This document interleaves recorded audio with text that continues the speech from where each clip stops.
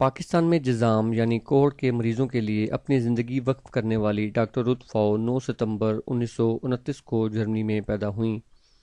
وہ جنگ عظیم دوئم کی ہولناکیاں دیکھ کر بڑی ہوئی تھیں۔ اس عالمی جنگ کے بعد انہوں نے صحت کے شعبہ میں تعلیم حاصل کی۔ میڈیسن کی تعلیم مکمل کرنے کے بعد وہ کیتھولک فلاحی تنظیم سے وابستہ ہو گئیں۔ 1960 میں وہ کراچی آئیں اور جذام کے مریضوں کی کالونی کا دورہ کیا تو انہیں ماحول دیکھ کر بہت افسوس ہوا۔ پھر انہوں نے جذام کو کنٹرول کرنے کا پروگرام شروع کیا۔ حکومت پاکستان کے تعاون سے انہوں نے سندھ کے علاوہ بلوچستان، خیبر پختونخوا اور آزاد کشمیر میں جذام کے مریضوں کے لیے مراکز قائم کیے۔ ان کی خدمات کو مد نظر رکھتے ہوئے 1979 میں انہیں وفاقی محکمہ صحت نے جذام کے بارے میں معاون مقرر کیا۔ ڈاکٹر رت فاؤ نے 1996 میں بالآخر جذام پر قابو پا لیا، جس کے بعد پاکستان ایشیا کا پہلا ایسا ملک قرار دیا گیا جہاں جذام پر قابو پا لیا گیا تھا۔ ڈاکٹر رت فاؤ 10 اگست 2017 کو کراچی میں وفات پا گئیں۔ ان کی آخری رسومات پورے سرکاری اعزاز کے ساتھ ادا کی گئیں، جس میں صدر پاکستان، آرمی چیف اور دیگر اہم شخصیات نے شرکت کی۔ ڈاکٹر رت فاؤ کو خراج تحسین پیش کرنے کا سلسلہ اب تک جاری ہے۔ اس سلسلے میں جرمنی کے شہر فرینکفرٹ میں ایک تقریب کا اہتمام کیا گیا۔ یہ تقریب اردو جرمن کلچرل سوسائٹی کی جانب سے منعقد کی گئی۔ فرینکفرٹ میں مقیم پاکستانی کمیونٹی نے اس میں شرکت کی۔ اس تقریب کی صدارت قونصل جنرل آف پاکستان ندیم احمد نے کی، جبکہ مہمان خصوصی ایک جرمن خاتون کیتھرینا فرائن تھیں۔ جرمنی میں رہنے والی پاکستانی شاعرہ عشرت مٹو نے ڈاکٹر رت فاؤ کو خراج تحسین پیش کرتے ہوئے ایک نظم پیش کی۔ اسی طرح دیگر مہمانان نے بھی اظہار خیال کیا۔ ناظرین، اس وقت ہم موجود ہیں محترمہ عشرت مٹو صاحبہ کے ساتھ۔ انہوں نے ڈاکٹر رت فاؤ کے بارے میں ایک بہت پیاری نظم لکھی ہے۔ ہم ان سے پوچھنا چاہیں گے کہ ان کو اس نظم کے لکھنے کا خیال کیسے آیا؟ جی بہت شکریہ کہ آپ نے میری وہ لکھی جو نظم ہے پوئٹری اس کو سراہا اور پسند کیا۔ اصل میں نے خود کو دیکھا کہ میں نے خود کو اس جگہ پہ رکھ لیا کہ مجھے پتہ ہے کہ وہ جو لیپریسی ہے، کوڑ کا جو مرض ہے، اس جو مریض ہیں ان کے ساتھ وہاں کیا ہو رہا ہے۔ جب میں نے اس کہانی کو پڑھا تو پھر میں نے خود کو اس جگہ پہ رکھا کہ مجھے میرے گھر والے کہیں اگر چھوڑ آئے ہوں، میرے آگے کوئی کھانا پھینک جائے تو مجھے کیسا لگے گا، اور اس وقت اگر کوئی شخص آ کے مجھے ان حالات میں میری ہیلپ کرے، مددگار ہو، تو پھر میرے لیے وہ کسی فرشتہ سے کم نہیں، کیونکہ میرے اپنوں سے اوپر تو کوئی ہو نہیں سکتا جو میری تکلیف میں میرا ساتھ دے، اور اگر وہ بھی نہیں دیتے اور ان حالات میں اگر کوئی شخص میرا ساتھ دے سکتا ہے تو وہ صرف فرشتہ ہو سکتا ہے۔ تو میرے لیے اگر مجھے کوئی چھوڑ جائے اور پھر کوئی شخص میرے لیے آئے تو میں اس دکھ کو جو ہے وہ میں خود میں لے کے تو سمجھ رہی تھی کہ ہاں اگر میں اکیلی ہوں تو پھر میری فیلنگز کیا ہوں گی۔ تو یہ آئیڈیا میں نے جب خود کو اس جگہ پہ رکھا تو پھر میرے ذہن میں یہ آیا کہ ہم لوگ اپنا ملک چھوڑ کے آتے ہیں صرف اپنے لیے، اور وہ اپنا ملک چھوڑ کے گئی تھی ہمارے لیے۔ ہم کسی کے لیے اپنا ملک نہیں چھوڑتے، ہم اپنے لیے چھوڑتے ہیں، اپنے آرام کے لیے۔ سو میرے لیے وہ ایک فرشتہ ہی تھی جو سب کچھ چھوڑ کے تو اس محبت کے لیے وہاں جاتی ہے اور اپنی زندگی وہاں ڈیووٹ کرتی ہے ان لوگوں کے لیے۔ سو پھر میرے لیے یہ تھا کہ وہ لفظ مجھے خود بخود بن رہے تھے اپنی طرف سے۔ یہ میرے خیال میں کوئی 15-20 منٹ لگے تھے اس کو مکمل لکھنے میں، ترجمہ۔ ڈاکٹر رت فاؤ کے بارے میں اگر آپ سے یہ کہا جائے کہ ایک شعر بیان کیجیے تو آپ کا پسندیدہ شعر کون سا ہوگا؟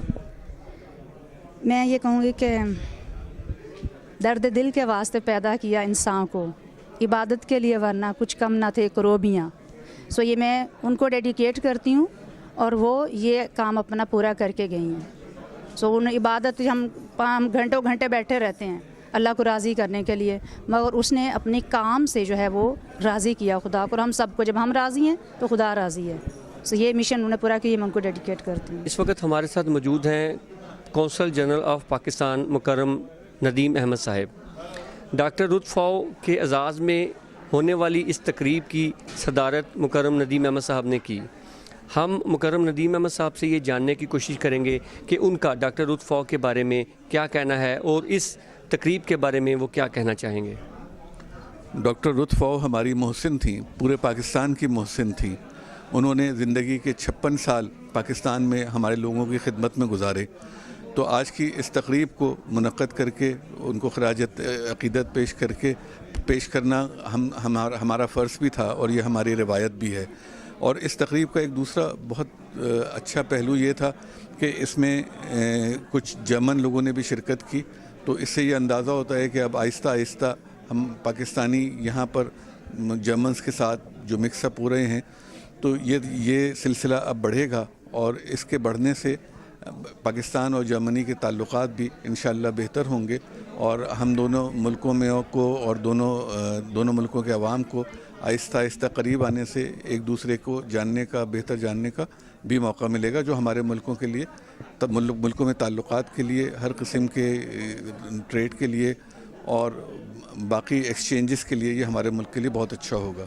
تو یہ مجھے بڑی خوشی ہوئی ہے کہ یہ ہم نے اس قسم کی تقریبات اب شروع ہوئی ہیں، اور ڈاکٹر رت فاؤ کیونکہ ہماری محسن تھی، ہم نے انہیں بجا طور پہ آج ان کو یاد کیا اور ان کو خراج عقیدت پیش کیا۔ ہمارے ساتھ اس وقت موجود ہیں عرفان احمد خان صاحب، جو اردو جرمن کلچرل سوسائٹی کے صدر ہیں۔ ہم ان سے ان کی آرگنائزیشن کے بارے میں پوچھیں گے اور آج کی ہونے والی تقریب کے بارے میں سوالات کریں گے۔ خان صاحب، ہمیں اپنی آرگنائزیشن کے بارے میں پہلے تعارف کروائیے۔ ہماری اس آرگنائزیشن کا نام اردو جرمن کلچرل سوسائٹی ہے۔ یہ زبان کے حوالے سے بنائی گئی تھی۔ اصل میں 1989 میں پروفیسر فتح محمد ملک صاحب ہائیڈلبرگ یونیورسٹی میں وزٹنگ پروفیسر تھے، اور وہ ایک علمی شخصیت ہے۔ ان سے ہم نے فائدہ اٹھانے کے لیے ان کے ساتھ یہاں پہ شامیں منانی شروع کی، اور شروع کے ہمارے اجلاسات جو تھے انہوں نے صدارت کی، اور اس میں زیادہ تر ہم مشاعرے اور ایسی تقریبات منعقد کرتے ہیں جس کا تعلق ادب سے ہو، ادب کے فروغ سے ہو۔ ہم نے احمد ندیم قاسمی، احمد فراز، ناصر کاظمی، ان سب کے جو ہے وفات کے بعد ان کی یاد میں جلسے بھی کیے، مشاعرے بھی کیے۔ اسی طرح ہمارے مشاعرے میں احمد فراز نے بھی پڑھا، فہمیدہ ریاض نے بھی پڑھا۔ تو اس طرح ہم اس کو لے کے چل رہے ہیں۔ ماشاءاللہ اس کو کافی سال ہو گئے، سمجھ لیں 30 سال ہو گئے، اور یہ آرگنائزیشن جو ہے وہ کام کر رہی ہے۔